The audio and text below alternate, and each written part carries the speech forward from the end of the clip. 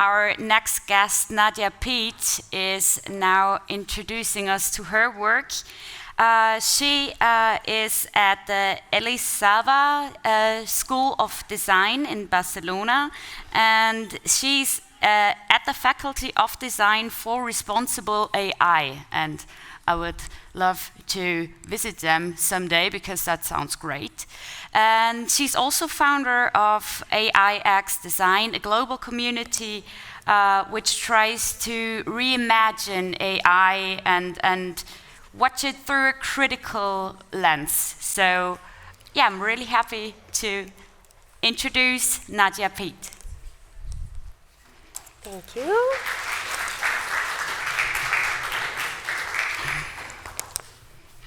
See if this works. Yeah, amazing. Thank you. I don't actually need to talk in this because I have this, or great, that I can actually stand upright with a good spine.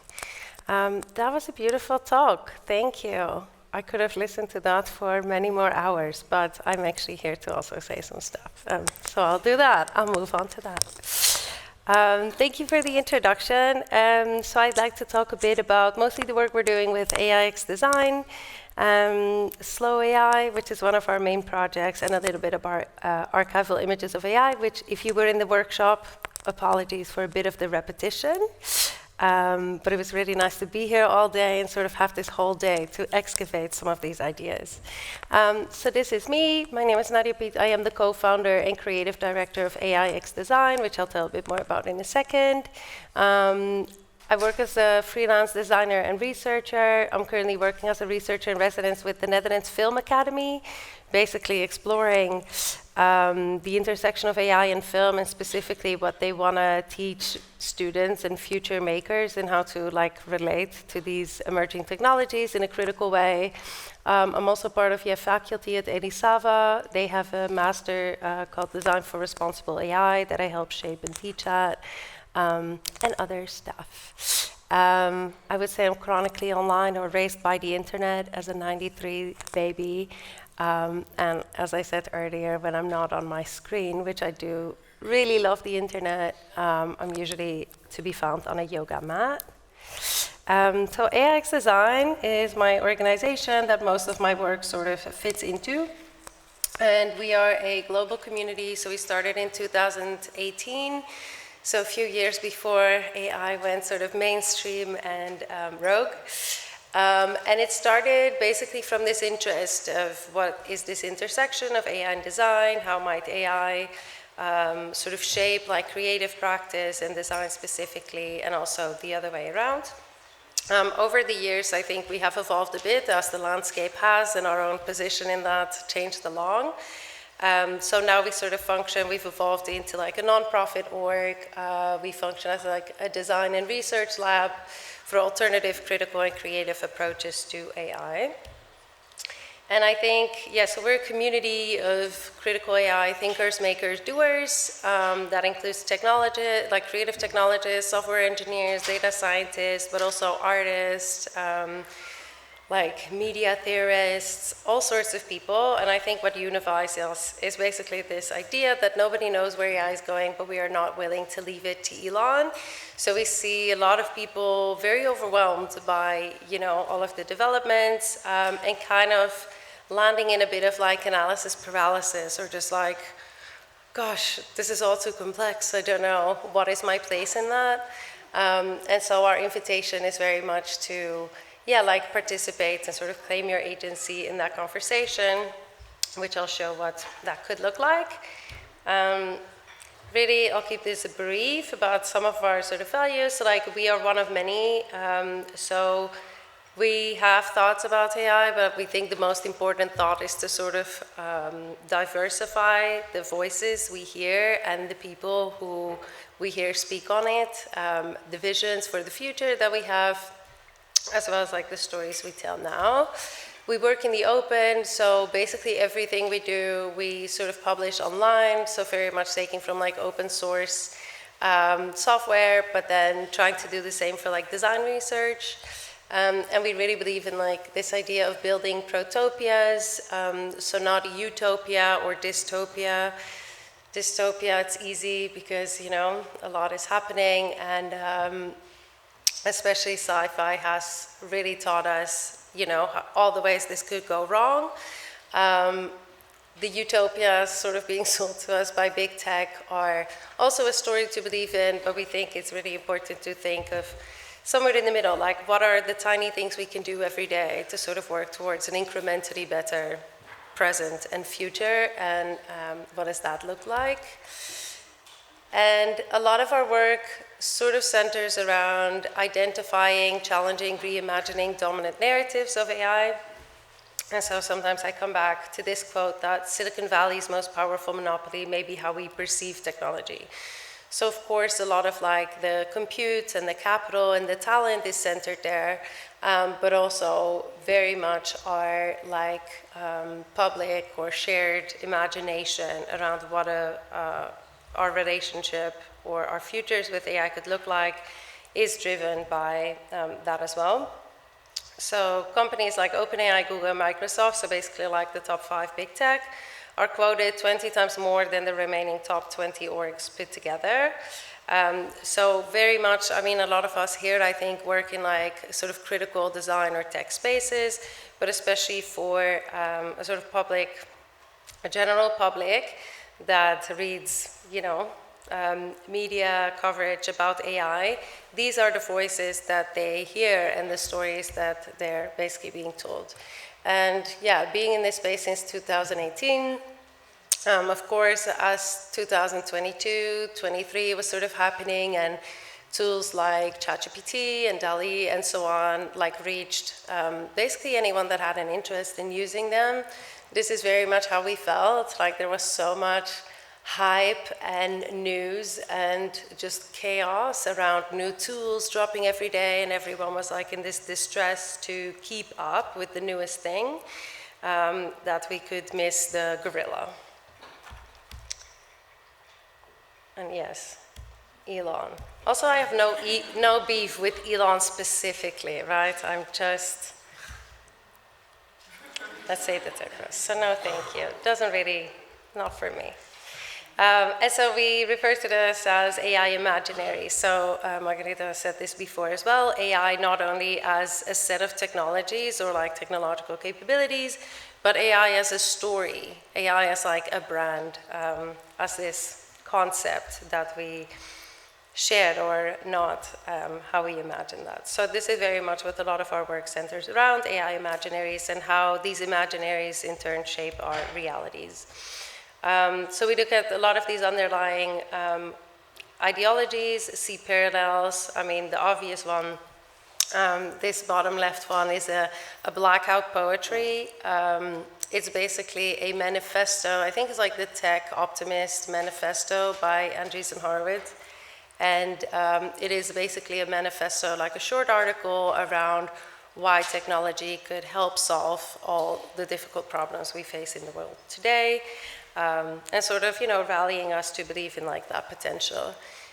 Someone did a blackout poetry, which kind of surfaces this underlying story of like growth, as if I think your message of infinite resources has not quite landed with them. And then on the top right, an article that compares sort of Silicon Valley's vision for AI to religion, and specifically, for example, like the fear-mongering of like, if you don't believe or if you don't come along, you'll be left behind. If we just, you know, invest all of ourselves, commit and worship to this future, then that will save us. We are quite critical of these ideas. This happened, I think, last week or 2 weeks ago, and I thought that was really interesting. So, of course, OpenAI and Sam Altman are really advocating hard for the use of like ChatGPT and their other tools in also the use of creative work. And this article, for example, Sam Altman says that AI would replace 95% of ad agency work, so it's like creative work. Then they released their own commercial, and turns out they spent, so much money on like copywriters, the best creatives, the best art directors, from the best agencies across the globe, and then shot the actual commercial on 35mm film, not Sora, which, you know, they tried to tell us is a great idea to do. So I think, yeah, for me, this was just such a moment of like, I don't know, rolling my eyes at like the irony of sort of what they say or the stories that they try to sell us or convince us of, and then what they actually do, right? It's the same thing we've seen of like a lot of people in Silicon Valley not letting their kids have like tablets until they're a certain age or not accessing certain tools. So I think there's a great irony there. So yeah, this is of course all the same, I don't know, capitalism and power structures and colonialism that, you know, we've seen for eons, well not eons, decades. So perhaps there's nothing new under the sun, but there's new suns. This is a quote from Octavia Butler that I really like. So a lot of these problems and challenges around AI aren't unique to AI at all, right? They're just the sort of challenges of how our current society is structured. And so in that sense, it's not perhaps something new, but I love this hopeful idea, I guess, that there's new suns, like there's new ways of looking at stuff and new ways of approaching it that might lead us somewhere else. And so in the context of AI, we started questioning, so we've been, yeah, I've personally been in this space since like 2018, and then 2022 felt like a huge shift. And also we had related to and used AI tools in a very different way than we saw people doing. And so we started asking what could be a more, what would be a more mindful, sustainable, relational way of interacting with AI, building it, deploying it. And then we kind of gathered inspiration from, hey, other industries have gone through this, like other industries are broken and people sort of find a different way of interacting with that. So you have fast fashion, industry is broken, and as a sort of counter act, people do slow fashion. You have fast food and slow food. And so we started wondering, what could slow AI be, just as like a provocation, right? The industry is broken, we don't necessarily stop wearing clothes, but maybe we shop at H&M a little bit less and we do more clothes swap, or just like, I don't know, buy capsule clothes that we don't need to participate in that industry as much in the ways that like we make our decisions. So we started questioning slow AI, and this has kind of become, I guess, like the umbrella for so much of our work. And so we started this in 2023 and did most of it, the research last year, and then been sort of publishing throughout this year. And we do all of this research together with our community and a lot of like open sessions that you can see here. So it's basically 100 people. So most of our work is with our online community, and it's like 100 people together in a Miro, for example, and in breakout rooms, just like building on each other's ideas, sharing our provocations, sharing the questions we're walking around with, the answers that we figured out for ourselves, and then through that seeing like what emerges and what can we share and learn from that. And so AI is about this, unpacking these corporate first AI ideologies and seeding alternatives, like what could be a different way of thinking about this stuff. And because we had to, package it and make it practical, we came up with 3 streams, which I'll talk a little bit more about: esoteric, small, and ancestral, as basically lenses to gaze through. So in esoteric AI, we look at a few things. One is questioning sort of the, I think you said this, like the limits of knowing through technology or technological thinking. So it's like in our pursuit of capturing, documenting, classifying, and counting, and so on, what like knowledges get left at the periphery of that, and how can we make sure to center those. And also looking at, these narratives of magic in AI. So on the one hand, we looked at the past and how specifically predictive practices have always not always, but for a long time, been like part of our culture. And so we looked at early practices, for example, like astrology basically being like the OG data science, where, you know, in those early days, now those feel like completely different worlds, but in the early days of that, business, economics was really, for example, looking at like the position of the stars to inform like business moves.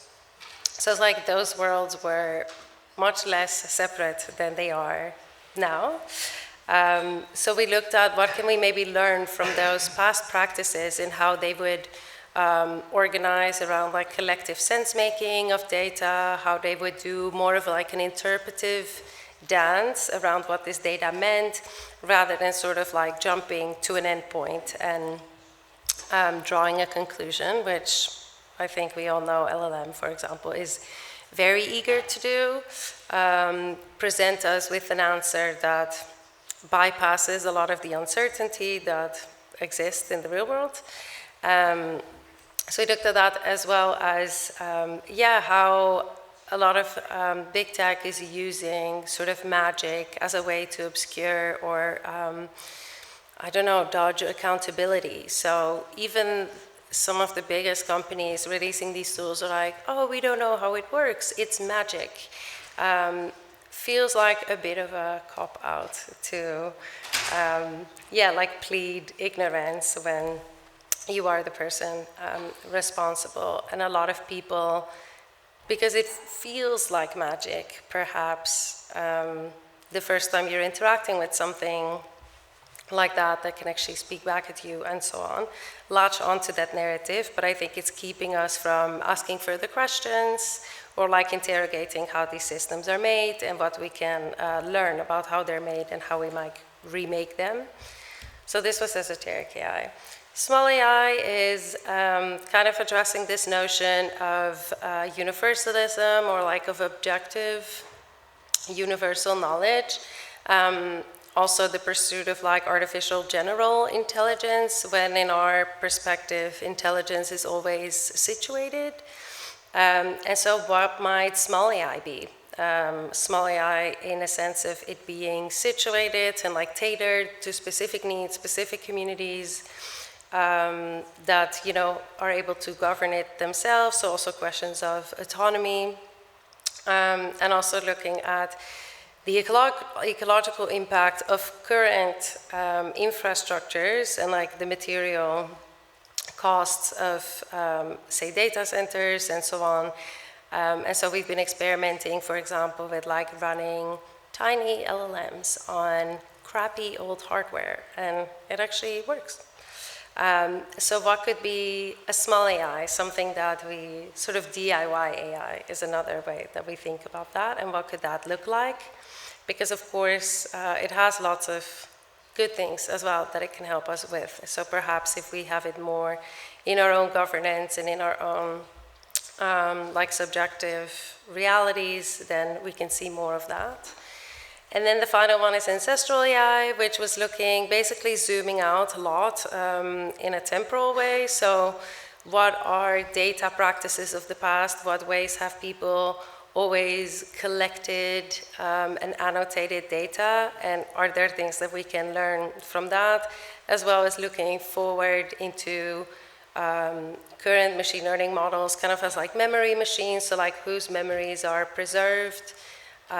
What are ways that people are currently using, specifically generative tools, to perhaps imagine different pasts or different futures, and what are, sort of what is the role of like machine learning in mediating our collective and individual memory. And then we did a lot of this, so if you were here for the workshop recap, you probably saw that as well. So we do a lot of this work, not necessarily in an academic sense, but very much in a design research approach, where we invite people into the conversation, also people who are perhaps not traditionally like part of this, people who don't work in computer science or critical theory or design research, and invite them to think about these questions and share their thoughts on it, as well as what preferable futures for them would be. So we do a lot of like collage and zine to sort of unpack these ideas together. So that's Slow AI. There's research reports and zines, whatever, if you want to dig into it more. That's on our website. Then the other project, which I spoke a bit about before as well, because it's about the workshop, is Better Images of AI. And I showed this. So this is something, so an organization called Better Images of AI has done all this incredible academic work exploring the sort of implications of using this sort of visuals in media, and how, you know, these visuals shaped people's perception of the technologies, and how it was both misleading and, yeah, incredibly prevalent. Like, these were the images up to, I think, yeah, a year ago or so that we would see almost everywhere. And so they were wondering, can we create better images of AI so that people in media aren't sort of stuck to using these, or to commissioning an artist. And so they created this stock image library with Better Images of AI, which I would recommend everyone to use. The challenge there was that they were researchers and academics rather than image makers or artists. So we worked together with them over the past like 2 years or so, and with our community, to create other images of AI. So some of these are commenting on, like, yeah, the material infrastructure that goes into developing these technologies, basically like data labeling of object segmentation, or what these kind of things look like, and how these processes, you know, create these tools that we are familiar with. But also around sort of like the feelings, like the AI anxieties, the overwhelm that we have, the AI fatigue, AI slob. So more of like the cultural aspect of these technologies and how it's impacting us. So we've created, God knows how many images, and continuing to create these in like workshops and with all sorts of creatives. And they're used now across a lot of different outlets, which we're happy to see that people are using those instead of blue brains. And again, this is kind of a process of what that looks like, of people, yeah, feeding into these ideas, sharing what they want to see, hope to see, and making that. We then created a playbook. So we created a bunch of those images, and that was great and fun. And we had you know, we made a big contribution to the library, but still it was very limited. And of course, there's only so many stories that we can tell. So we created this playbook to basically make this process super accessible and easy to anyone. So for example, this is used by, I don't know, academics that are releasing a paper, and it needs an image, but like the paper is so specific that they can't find anything, or the stuff that they find isn't suitable. Or, for example, by event organizers that, you know, they're hosting an event around AI, and they're looking for an image for that. And so they can either use the stock library, or they can make their own through this sort of process that we've researched and figured out. Those are pages. Oh, I'm stuck. And these are more examples of, like, yeah, images that people made that we had nothing to do with, but following sort of the process. And then one final project I'd like to speak about is called Feminist UX of AI. This is a project that I did last year that was on my brain for a long time. So when we speak about like how machine learning systems are impacting our daily lives, we talk about all these different parts of the process and of the chain. And I felt like an often overlooked element of that was UI design. UI UX is my background, so that's why. And how actually, yeah, the UI that we build for these things shapes our behavior, right? I know that probably a lot of you are familiar with this idea of like deceptive patterns, or how, you know, certain things being made very obvious or obscured in the interface shapes our behavior in those systems. And so I looked at this specifically in the context of AI and the interfaces that we use to interface with that, and reimagined them through like feminist human-computer interaction principles. So it's like, what if we had more agency and we could like customize how these algorithms worked or didn't work for us? So, for example, setting different objectives, setting how much of it we want or the context in which we want a certain behavior or not. What if it was more transparent? So we were actually able to interrogate and like make visible our own data and behavior and kind of learn from that. So like using it as a mirror rather than so much of this data just being, yeah, it's like we hand it over to these companies, but we have no real way of accessing it anymore. What if there were all these ways of building sort of better AI literacy by exposing some of these internal workings of the system so that over time we could make more informed decisions? So these are all like speculative interfaces. None of these are real, although I have seen some implemented since, so that's great. But it's, yeah, just looking specifically at, rather than just looking at current deceptive patterns and critiquing that, also reimagining what we would like to see and how actually designing these interfaces differently could shape our behavior for the better. And then this year, for the first time ever, so we are an online community, we got to organize a 3-day IRL event, so it was called Slow AI Festival, and for the first time, we collected all these people that we've worked with, mostly online, into a real space. So it was 3 days, we called it like a critical AI playground, and we had all these workshops and sessions, talks, and so on, a lot like today, but a lot more chaos, to sort of, again, like question and exchange these ideas together. And also learn about, yeah, the tools. So I think that's what kind of ties all of our work together. So we're doing a bunch of different projects, like different interventions, but the community that we work with is always like sort of the glue or the rope, like holding it all together and informing all of our work. A lot of these people also work at companies, a lot of them are independent, but we meet to exchange these ideas, and I think that's so important, just like today, to hold these spaces for figuring these things out together, because nobody has the answers, but together we will get an inch closer to them. I'd like to end with this quote, which I remind myself of very often, by Ruha Benjamin, which says, "Remember to imagine and craft the worlds you cannot live without, just as you dismantle the ones you cannot live within." So specifically in the critical AI space, there's a lot of critique. I mean, that is important and I think very valid. But I think as, having more of a design-informed perspective, it's also important we move sort of beyond the critique and give way to what we do want and the worlds we do want to live within. So thank you for listening, and stay in touch somewhere if you like. Thank you.